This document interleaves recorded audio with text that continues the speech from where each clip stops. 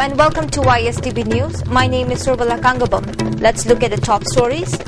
When there is economic freedom, there will be true meaning of freedom, says Govindas Kontojam.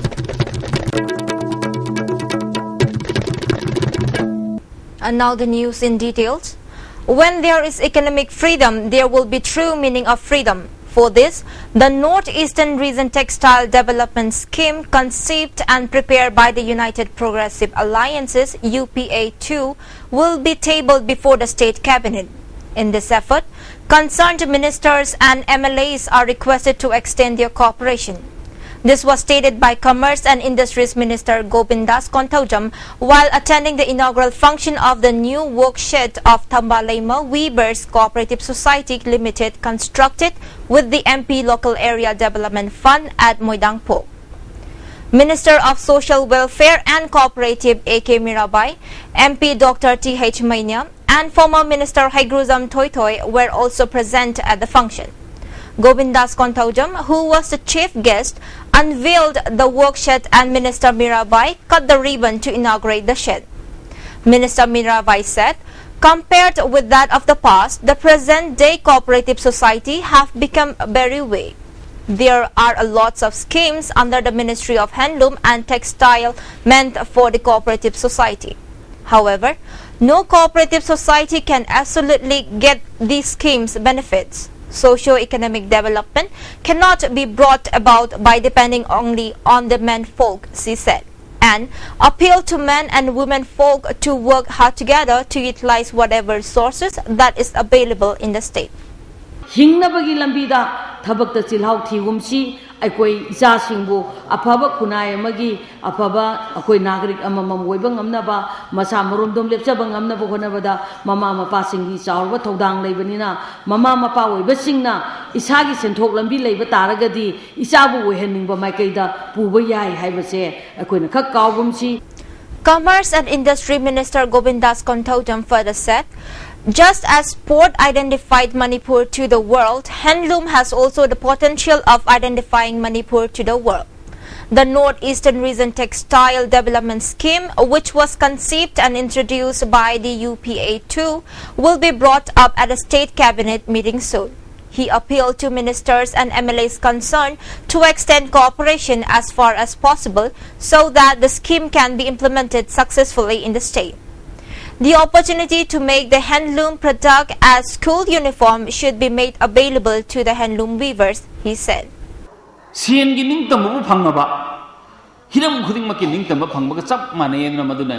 Honorable Chief Minister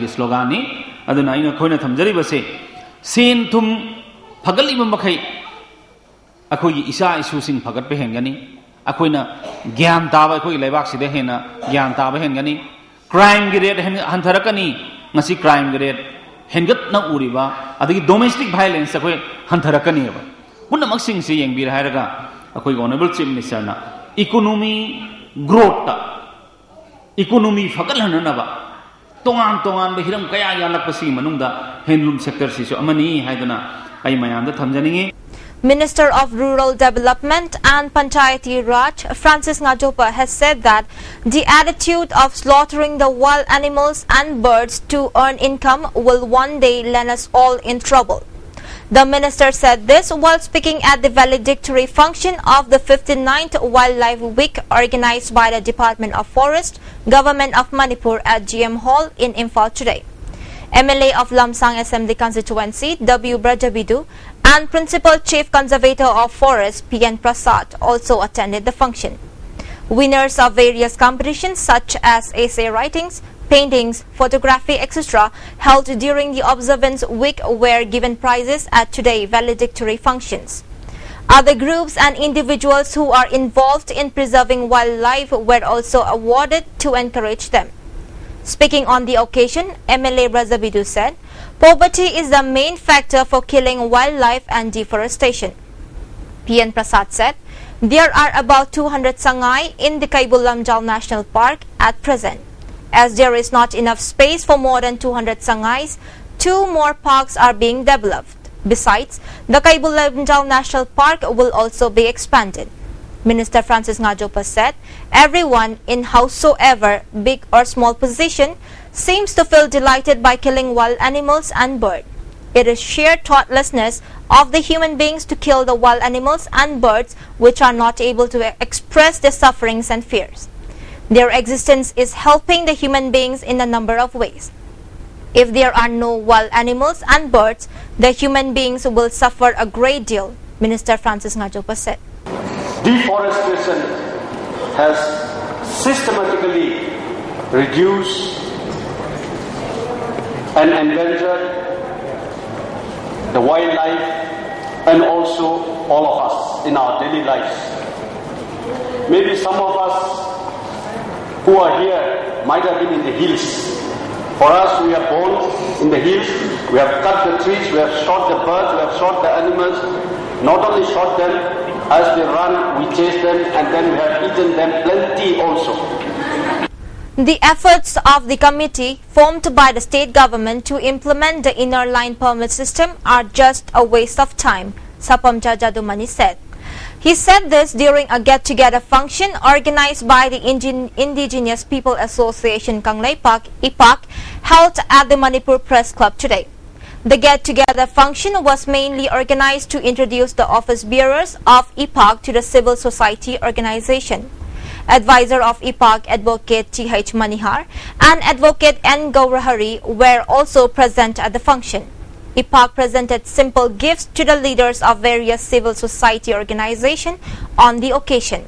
Chairman of the new organization IPAC, Sapamcha Jadumani said, IPAC was formed to help save the indigenous people of the state.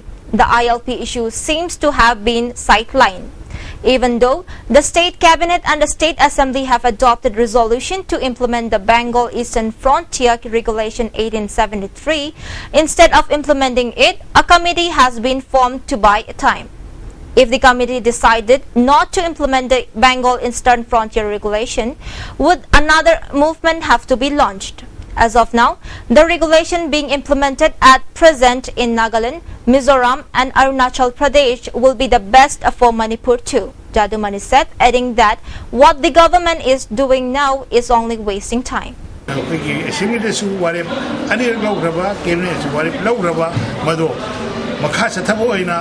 Extend the web said Nagari Mizoram Saliba, Vegasan Padia, 1870, extend the Wasina, Paya, Araiba, Asamba, Manipuri, Bank System, Gina, Lowy, Aduga, Hujika River, City, Miamda, Matamang, and And now in national and international news.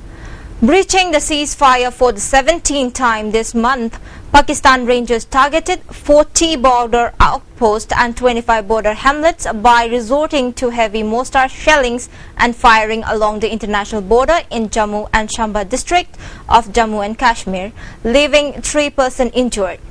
BSF troops gave a bit-fitting reply to 4 ceasefire violations by Pakistan, resulting in exchanging which are still on in some areas. Prime Minister Narendra Modi on Tuesday hit back at MNS chief Raj Thackeray and claimed that centre has no plans of dividing Maharashtra.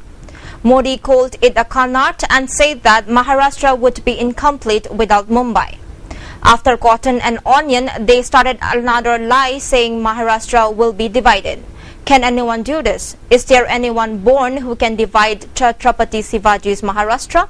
Till I am in Delhi, I assure you no power will be able to break Maharashtra, Modi said. MNS Supremo had questioned why a Prime Minister was addressing more than 20 rallies for state elections.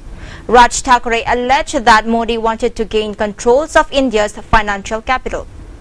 The AIADMK poster warning Kannadigas living in Tamil Nadu has been removed from the walls of Chennai after it kicked a political storm earlier in the day. The poster threatened to hold the Kannadigas residing in Tamil Nadu hostage if former CM and AIADMK chief J. Jayalalalitha is not given bail today by the Karnataka High Court. AIADMK leader Avadi Kumar, however, said that the poster was not put up by the party. In wake of the anti-Kannadigas poster, M.N. Reddy, Commissioner of Police Bangalore, spoke to COP of Chennai. COP Chennai assured that there is no danger to Kannadigas in Tamil Nadu and that he would initiate actions against the miscreants immediately. HC will hear Jaya's bail application in the afternoon. Narendra Modi and his minister have declared their assets. Prime Minister Narendra Modi and his minister have made public their assets and liabilities. The declaration was made on the website of the Prime Minister.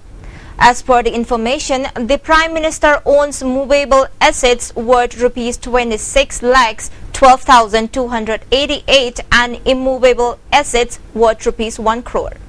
Union Home Minister Rajnath Singh, who also featured in the list, is richer than the Prime Minister.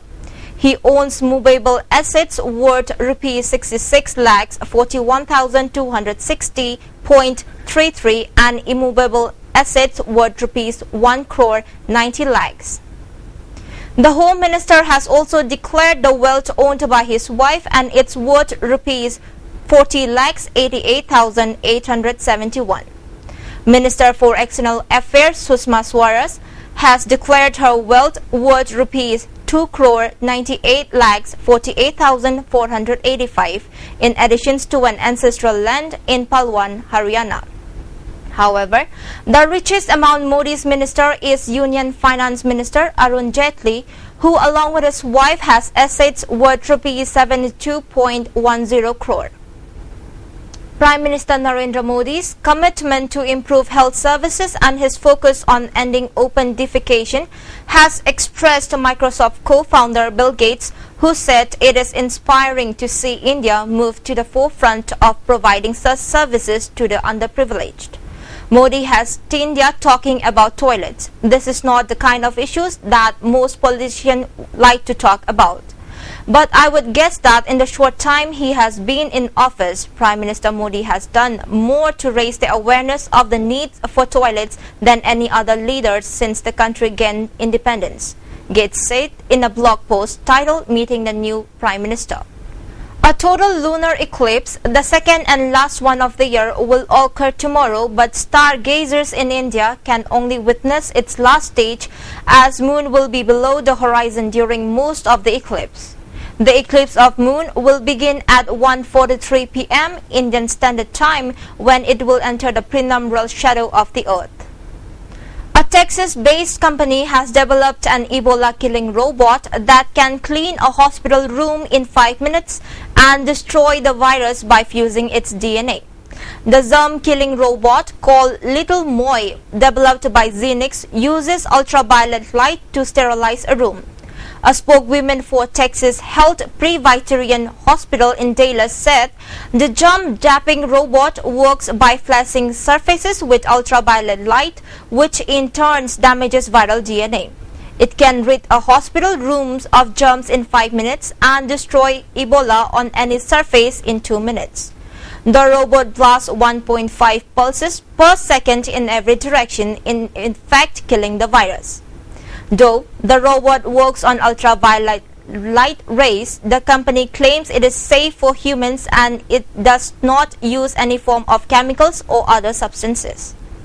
An American teenager has been arrested by the FBI after he allegedly tried to travel to Turkey to join the Islamic State terror group, officials said.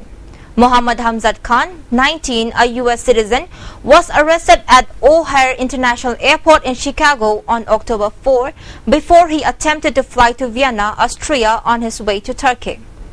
Well, before we wind up, let's hear the top stories once again. When there is economic freedom, there will be true meaning of freedom, says Govindas Kontaujam. For more news, please stay tuned.